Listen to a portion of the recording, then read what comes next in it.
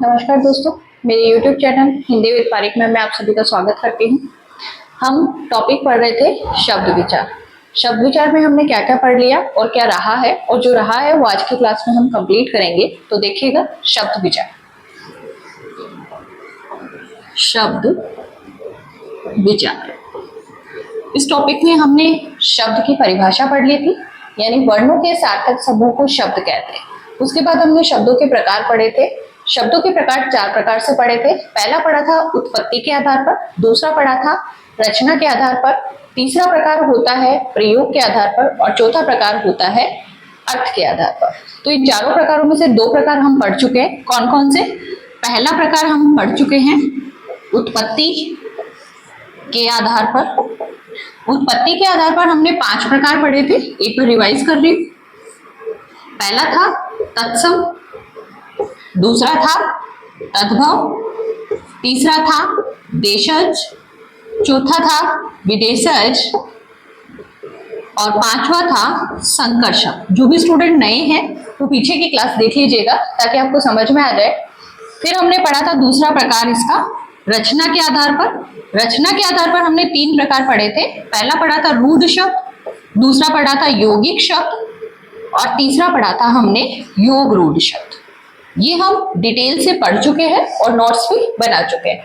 अब हम आगे की बात करेंगे शब्द विचार के तीसरे प्रकार और चौथे प्रकार की। तीसरा प्रकार जो है वो अर्थ के आधार पर, और चौथा जो है वो प्रयोग के आधार पर। प्रयोग के आधार पर पहले पढ़ लीजिए चाहे बाद में पढ़ लीजिए, वो एक ही बात है।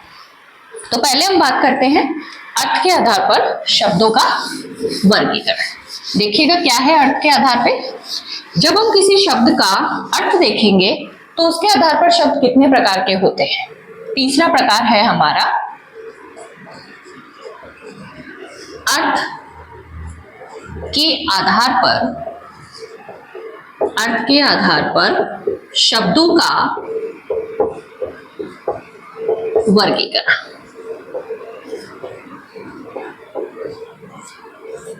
अर्थ के आधार पर शब्दों के वर्गीकरण की यदि बात करें तो हम जब शब्दों का प्रयोग करेंगे तो वो किस प्रकार से अर्थ प्रकट करते हैं, उसके आधार पर शब्दों के वर्गीकरण। तो इसमें कई सारे उप विभाजन होंगे इसके, और इनको हम अलग से अलग क्लासेस में अलग टॉपिक डाल के बाद में पढ़ेंगे। अभी यहाँ पे सिर्फ हम नाम ही लिखेंगे। तो देखिएगा, पहला होता है एकार्थक शब्द, यानी एक ही अर्थ प्रकट करने वाले शब्द। दूसरे होते हैं अनेकार्थक शब्द, यानी अलग अलग यानी अनेक शब्द, अनेक अर्थ प्रकट करने वाले शब्द। तीसरे होते हैं पर्यायवाची शब्द, ये आप लोगों ने खूब याद किए होंगे और करने भी हैं। कंपटीशन एग्जाम्स में बहुत पूछे जाते हैं इसमें से प्रश्न। अगला है विलोम शब्द, विलोम शब्द। नेक्स्ट है समुच्चरित शब्द, उच्चारण में लगभग समान से होते हैं ये शब्द। अगला है अनेक शब्दों के लिए एक शब्द, अनेक शब्दों के लिए एक शब्द। ये सब शब्दों के ही वर्गीकरण के अंतर्गत आते हैं, और भी बहुत सारे होते हैं इत्यादि। यानी जब हम इनको अलग से पढ़ेंगे तो हम इनके सारे प्रकार पढ़ लेंगे, सबकी डेफिनेशन पढ़ लेंगे और कुछ इंपॉर्टेंट शब्द भी पढ़ लेंगे। बाकी आपको ये डिक्शनरी हिंदी की बनाने के लिए बहुत सारे शब्द याद होने चाहिए, और एक कंपटीशन एग्जाम के पॉइंट ऑफ व्यू से भी ये बहुत इंपॉर्टेंट टॉपिक है। बहुत सारे क्वेश्चन इसमें से पूछे जाते हैं। विलोम शब्द पूछ लिए जाते हैं, अनेकार्थक शब्द पूछ लिए जाते हैं, पर्यायवाची तो बहुत ज्यादा आते हैं, और अनेक शब्दों के लिए एक शब्द भी बहुत सारे आते हैं। इस तरह के बहुत सी चीजें आपको याद करनी है। ये मुख्यतः याद करने वाला विषय है अर्थ के आधार पर जो शब्दों के प्रकार हैं। अब हम बात करते हैं शब्द वर्गीकरण के अंतिम चरण की, यानी 4th नंबर पे। ये होगा हमारा प्रयोग के आधार पर शब्दों का वर्गीकरण। प्रयोग के आधार पर शब्द या शब्दों का वर्गीकरण। प्रयोग के आधार पर शब्द के वर्गीकरण की यदि बात करें तो जब हम किसी शब्द का यूज करते हैं, प्रयोग करते हैं, तो वो शब्द किस प्रकार के बनते हैं या किस प्रकार से प्रयोग किए जाते हैं या क्या उनमें परिवर्तन आता है, क्या उन पे इफेक्ट पड़ता है, उसके आधार पर शब्दों की बात करते हैं। तो प्रयोग के आधार पर शब्द जो है वो दो प्रकार के होते हैं। पहला तो होता है विकारी शब्द और दूसरा होता है अविकारी शब्द। दूसरा हो जाएगा अविकारी शब्द। क्या होते हैं ये, सुन लीजिएगा पहले। विकारी शब्द वे शब्द होते हैं जब हम किसी शब्द का प्रयोग करें और उनमें किसी प्रकार का विकार आ जाए। विकार का मतलब होता है चेंजेस, परिवर्तन, किसी भी प्रकार का परिवर्तन आ जाए तो वे विकारी शब्द कहलाते हैं। विकारी शब्द भी चार प्रकार के होते हैं। कौन कौन से? संज्ञा, सर्वनाम, विशेषण और क्रिया। ठीक है। अविकारी शब्द की बात करें तो वे शब्द जो प्रयोग होते समय या प्रयोग किए जाने वाले समय किसी भी तरह का विकार उत्पन्न ना हो, वे शब्द जिनमें प्रयोग किए जाने वाले समय में किसी भी तरह का विकार, चेंजेस या परिवर्तन ना हो, वे अविकारी शब्द कहलाते हैं। अविकारी शब्द भी चार प्रकार के होते हैं। कौन कौन से? क्रिया विशेषण, संबंध बोधक, समुच्चय बोधक और विस्मयादि बोधक। यानी मुख्यतः हम जिन्हें अव्यय कहते हैं, अव्यय ही क्या होते हैं? अविकारी शब्द होते हैं। थोड़ा सा लिख लेते हैं इनको, देखिएगा क्या है विकारी शब्द। विकारी शब्द की डेफिनेशन की बात करें तो वे शब्द जिनमें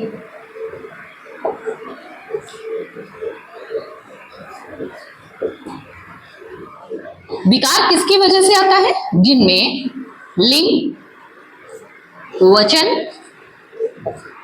काल, कारक आदि के कारण कोई भी विकार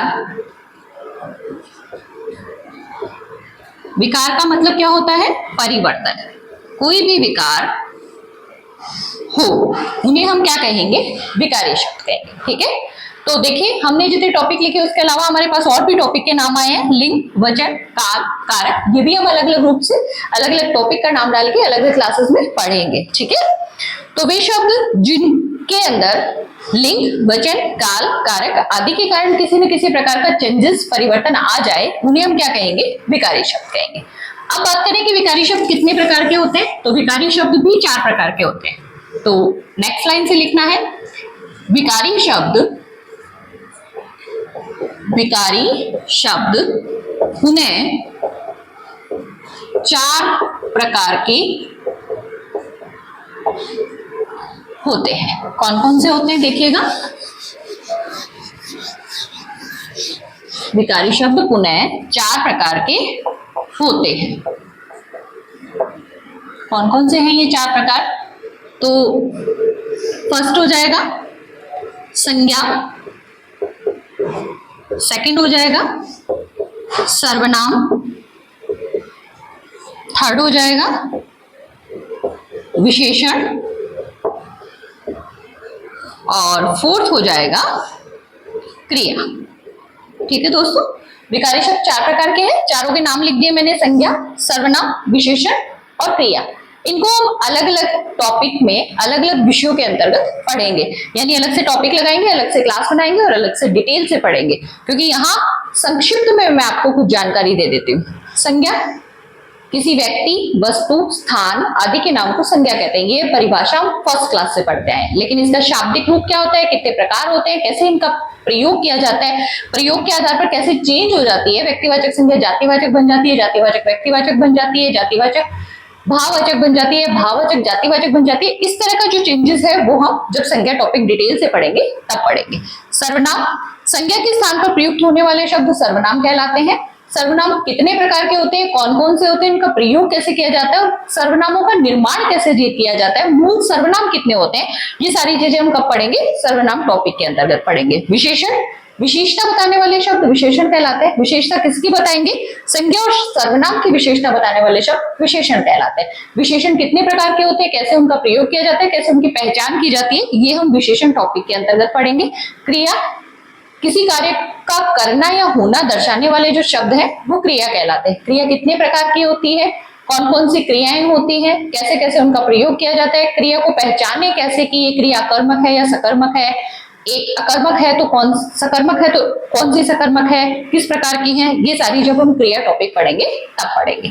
तो यहाँ हम क्या पढ़ रहे थे, शब्द विचार, और शब्द विचार में प्रयोग के आधार पर शब्द कौन से, विकारी। विकारी 4 प्रकार के और चारों के नाम मैंने लिख दिए हैं। अब हम बात करते हैं अविकारी शब्दों की।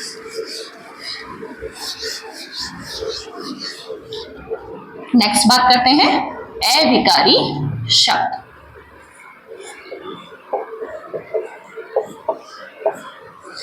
वे शब्द जिनमें लिंग, वचन, काल, कारक आदि के आधार पर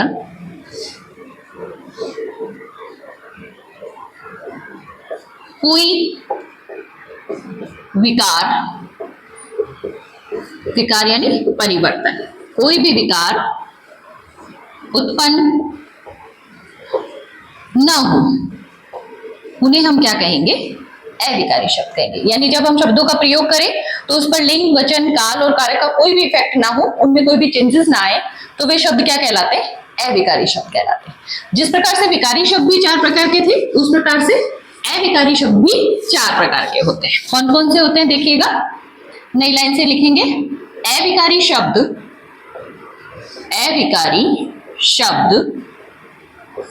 4 प्रकार के होते हैं। कौन कौन से होते हैं 4 प्रकार देखिएगा। पहला क्रिया विशेषण, दूसरा संबंध बोधक, तीसरा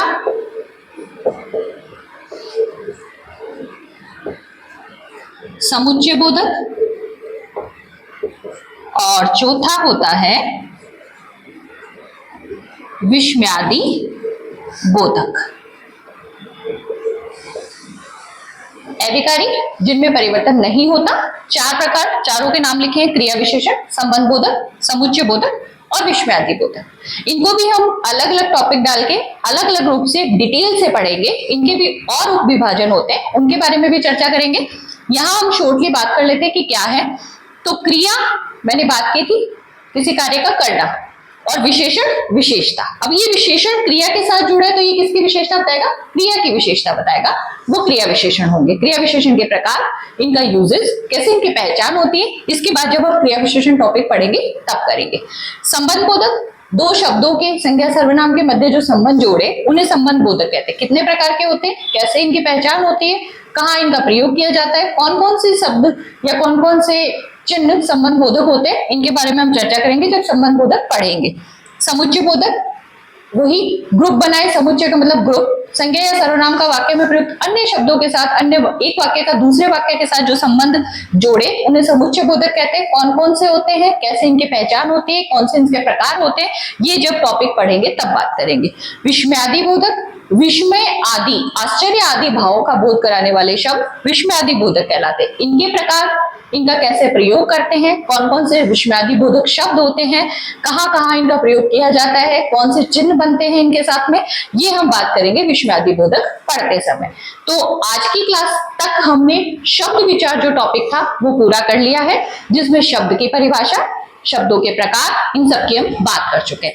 इससे रिलेटेड एक चीज छोटी सी रही है, पद किसे कहते हैं, इसके बारे में भी चर्चा कर लेते हैं, क्योंकि ये शब्द से ही जुड़ा हुआ है, तो यही इसकी चर्चा कर लेते हैं। बाकी इसको डिटेल से हम पद परिचय के साथ पढ़ेंगे जब पद परिचय पढ़ेंगे, ठीक है। तो देखिएगा पद किसे कहते हैं। शब्दों को ही पद कहा जाता है, लेकिन अंतर क्या होगा, जब किसी शब्द का प्रयोग वाक्य में कर दिया जाएगा तो उसे पद कहेंगे। कारण, क्योंकि जब वो स्वतंत्र है तो वो शब्द है, वो अपना एक अर्थ प्रकट कर रहा है। लेकिन जब हम उसे वाक्य में लिख देंगे तो वो अपना अर्थ प्रकट करने के साथ साथ अपनी एक व्याकरणिक कोटि भी बताता है कि वो शब्द जो है वो संज्ञा है, सर्वनाम है, क्रिया है, विशेषण है, उसका क्या लिंग है, क्या वचन है, किस काल से है, किस क्रिया का कर्ता है, किस कर्ता की क्रिया है, इस तरह की बहुत सी चीजों का क्या करवाता है, वो बोध करवाता है हमें, इसलिए वो शब्द क्या बन जाता है, पद बन जाता है। तो देखिए दोस्तों, परिभाषा लिख लीजिएगा। जब किसी शब्द का प्रयोग हम वाक्य में कर देते हैं, जब किसी शब्द का प्रयोग हम वाक्य में करते हैं तो वह शब्द ही क्या बन जाता है, पद बन जाता है, पद बन जाता है। इसके बारे में कई बार एग्जाम में पूछ लिया गया है, पद की परिभाषा से संबंधित, या अंडरलाइन करके पूछ लिया जाता है कि ये शब्द है या पद है। तो हमें विशेषतः इसको ध्यान में रखना है कि पद क्या है, शब्द ही पद है, लेकिन अंतर क्या है, जब शब्द वाक्य में प्रयुक्त होता है तो पद होता है। जैसे मैं लिखूं राम, तो राम क्या है, शब्द है। मैं लिखूं घर, तो घर क्या है, शब्द है। अब मैं एक वाक्य बनाती हूं, मैंने लिखा राम घर गया, और यहां पे मैं इस घर शब्द को अंडरलाइन करके पूछूं कि ये शब्द है या पद है, तो ये क्या है, पद है। बस ये इतना ही अंतर है शब्द और पद में। बाकी पद कैसे होते हैं, कौन से होते हैं, ये हम पद परिचय में पढ़ेंगे। सारा टॉपिक जो अभी हमने लिखे हैं, संज्ञा सर्वनाम क्रिया विशेषण, ये सब पढ़ने के बाद में लास्ट में पद परिचय पढ़ेंगे, क्योंकि पद परिचय में संज्ञा सर्वनाम इनका ही क्या करना होता है, परिचय देना होता है, वही पद परिचय कहलाता है। तो शब्द विचार जो टॉपिक था वो कंप्लीट हो चुका है। आज तक की क्लास में हमने एक वर्ड और एक शब्द, दो टॉपिक कंप्लीट कर लिए हैं। तो दोस्तों, मेरी रिक्वेस्ट है आपसे कि आपको समझ में आ रहा है तो मेरे चैनल को शेयर कीजिएगा, लाइक कीजिएगा और सब्सक्राइब जरूर कीजिएगा। थैंक यू दोस्तों।